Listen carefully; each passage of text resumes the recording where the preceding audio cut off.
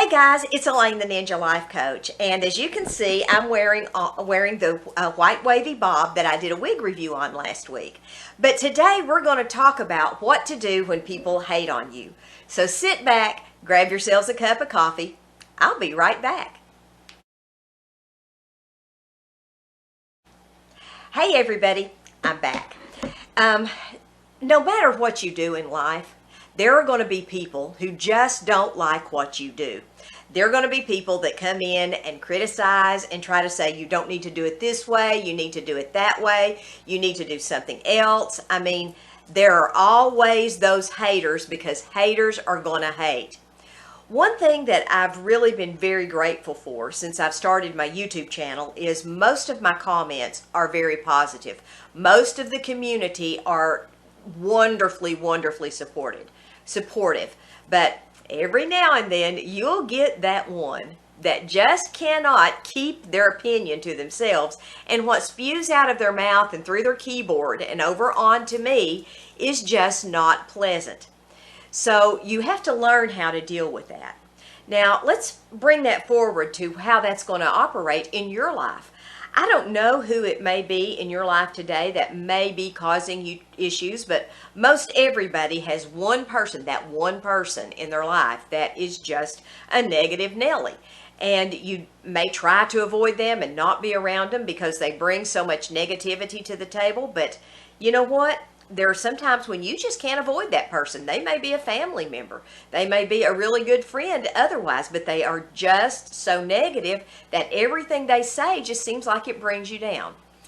Here are a few things that you can do when that happens to shut down the negative Nellies.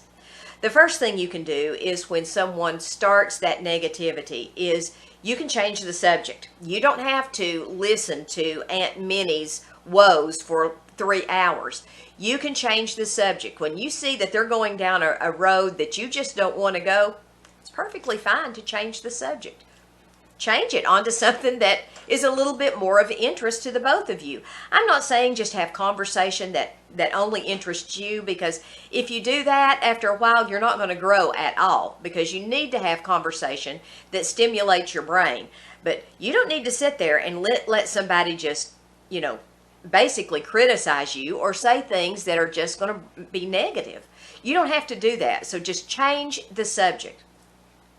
The second thing that you can do when someone starts that is to interject positivity into their conversation. For instance, if they say something like, I really just don't like Jane. I really just don't like her. She's not any fun. She's boring, and I just have never liked her, blah, blah, blah. You can always say things like, well, I have always found Jane to be, and then fill in the blank. You can always say, I have always felt like this, or I've always found that, and that kind of shuts down that negativity. And when the negativity is directed at you, especially if it's coming from someone who has a narcissistic type of personality, you're better off to not respond. Just don't, because if you do, you're buying into that narcissist scenario, and they're going to find a way to criticize. So if you just don't respond, or just respond positively, then that kind of shuts down that negative talk. The last thing you can do when someone is repetitively hating on you or repetitively bringing negativity into your life is you just remove yourself from the situation. I know that there have been situations in my life where I have had to just totally remove myself from the lives of some people, because I'm not going to come to the table where negativity sits and eat that meal with them. I'm not going to do that, because that does nothing but make me feel bad about either myself or about whomever they're talking about or the situation. It's really hard to remain positive when people around you are bringing all this negativity in there with you. Try to think of some times in your life when you have been attacked in a negative way, when people have said some things about you that just weren't true, or maybe they've attacked, the way you look, or they've attacked your character, or maybe they've attacked your religion, or maybe they've just attacked you for some of the life choices that you've made. Think back about those times and about how that made you feel, and determine in your heart that you are not going to let people have that type of impact on you any longer. That is one of the best things you can do, is think back on that time and think about how you don't want to have that negative impact on your life again. And if you do that and you think about that and you say, you know what, I remember that made me feel this way when they said that about me, I'm not going to allow that person to have that much control over what I think or do or feel. I'm not going to allow them to have that much negative impact on my life. And if you do that and you think about that and you really make an effort to not allow that into your life and not allow those haters to treat you that way, then your day will go much, much smoother. Look, folks, I'm not saying for you to be a doormat and lay back and let people walk all over you. Don't do that, because that fosters a whole nother set of problems. But pick and choose your battles. If someone is really just ragging on you, and they're really over and over again, you have to shut that down. And you have to say, you know what, I am just not going to listen to that.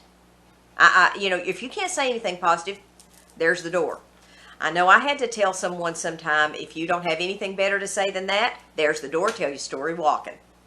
Now, that is, a last resort with me, because I normally don't like to talk that way to people, and I do love to and I like to believe that most people are kind and humane people. But that is just not always the case, because when you're dealing with people who are negative, a lot of times they have had so much trauma in their life that it's hard for them to find any joy or peace in anything they do. So just keep that in mind when you're dealing with that and you've got that kind of issues coming up. Just remember, you don't know where they've walked, but certainly don't let their walking spaces be on top of you. It's like that old song, these boots are made for walking, and one of these days these boots are going to walk all over you. No, those boots do not need to walk all over you.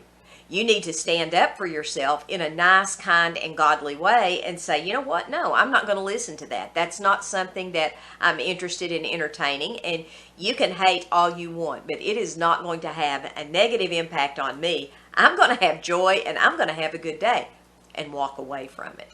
I know that's hard to do when it's a family member or a friend or someone that you love. It really is hard. I've had situations where I've had to deal with narcissists, but you know what?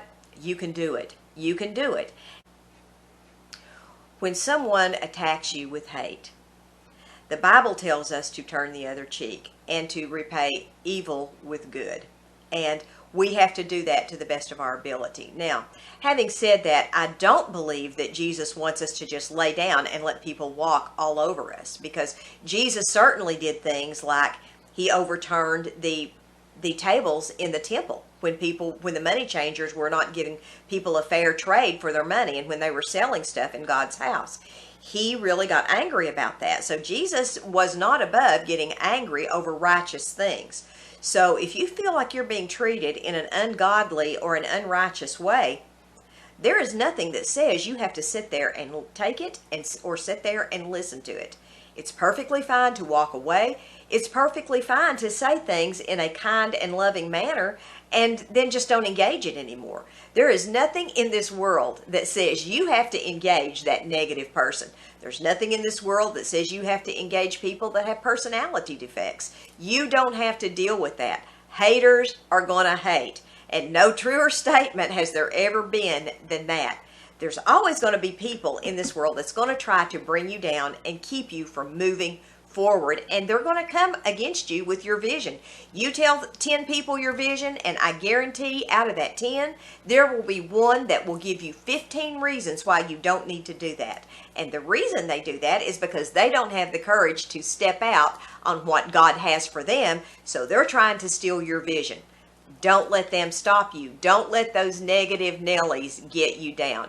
You go forward with what God has for you and just move with it. Go with it. Run with it. Because you know what? If you do, God will bless you if you're doing what He asks you to do. When I speak about God's blessings, I'm not talking financially. I'm talking about the fruits of the Spirit. There are 9 fruits of the Spirit, and if you don't know what they are, look it up. It's very, available online, and honestly, I can't remember all of them off the top of my head. But one of them is peace. and one of them is joy.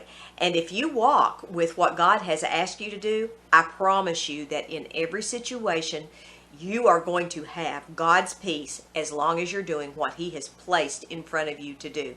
Your circumstances may even look bleak. That doesn't matter. God is with you. I hope this helps you some on this Motivational Monday. Visit my website, Ninja Life Coaching, and when you get an opportunity, check out my book on Amazon, Lord Am I Going Crazy? It's a 30-day devotional guide for women over 40, and I have a storefront on Amazon as well, and I'm working on doing something else, and I'm hoping I can tell you guys all about that next week. Unfortunately, it's not the podcast, but I am still working on that as well. Hope you guys have a great day today. God bless. Maranatha.